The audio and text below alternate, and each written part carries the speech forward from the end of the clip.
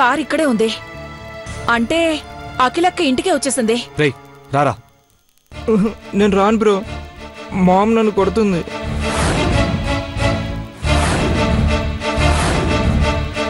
కొట్టడం కాదురా, చంపినా తప్పులేదు. ఇద్దరు ఆడపిల్లల జీవితంతో ఆడుకున్నావు కదరా.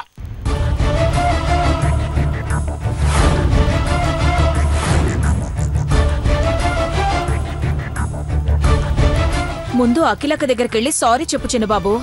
ఆవిడిచ్చే పనిష్మెంట్ కోసం వెయిట్ చేస్తే బూడిదైపోతావు. నన్ను ఎందుకు పనిష్ చేస్తారు పిన్ని? రే ఫూల్, నువ్వు చేసింది రైట్ అనుకుంటున్నావా? Absolutely wrong. నోటికొచ్చినట్టు అనడానికి నువ్వేమీ ఎలిమెంటరీ స్కూల్ కిడ్వి కాదు.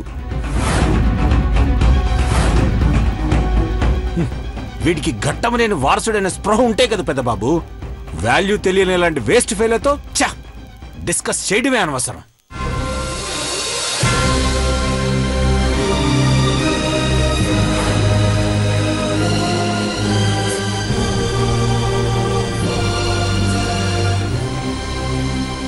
అన్నయ్య, ఇప్పుడు చిన్నబాబుని తిట్టడం కన్నా వదినని ఓదార్చడం ముఖ్యం. ఆమె చాలా అప్సెట్ అయింది. పదన్నయ్య. అయ్యగారు, ఏం చెప్పాలో ఎలా చెప్పాలో తెలియడం లేదు. ఇప్పుడు నా బిడ్డ పరిస్థితి ఏందయ్యా?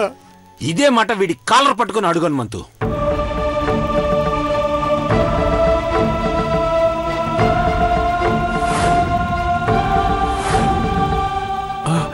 అయ్యగారు, తప్పయ్యా. మీ బూట్ల కంటిన దుమ్ము తుడిచి తొడిగేటోళ్ళం.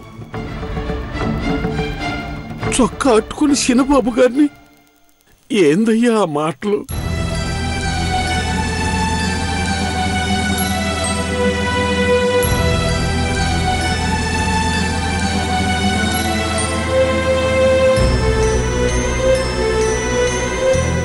జరిగిన దానికి మీకు మళ్ళీ మాకు చాలా కోపం రావచ్చు. కానీ పేదోళ్ళు కోపడితే వాళ్ళ బతుకులే అన్యాయమైపోతాయి.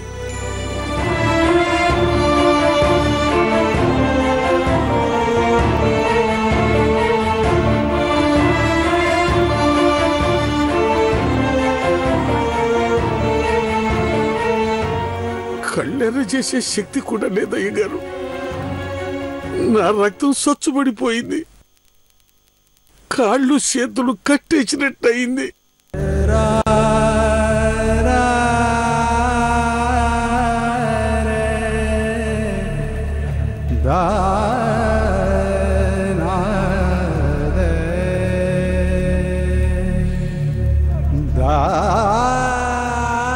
అయ్యగారు, ఇప్పుడు నా కూతురు పార్వతి జీవితం ఏందయ్యా?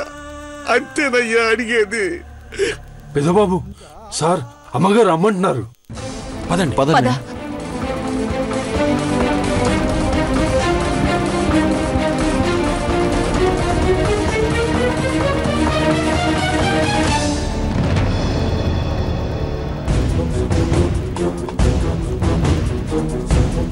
అఖిల,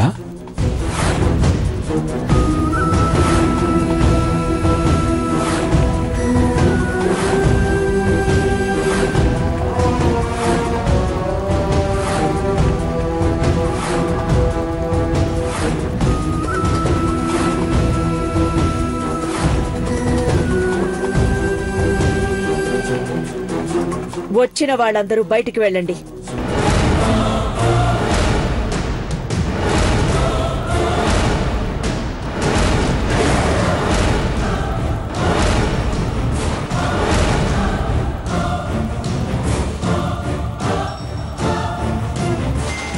రమ్మని చెప్పి వెళ్ళిపోమంటుందేంటి అక్క?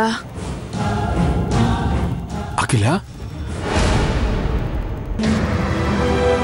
10 నిమిషాలు అందరూ బయట వెయిట్ చేయండి.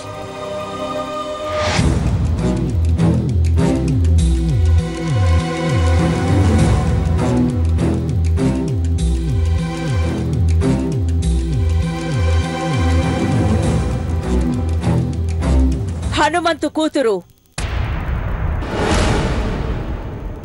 మేగోటి పార్వతి తప్ప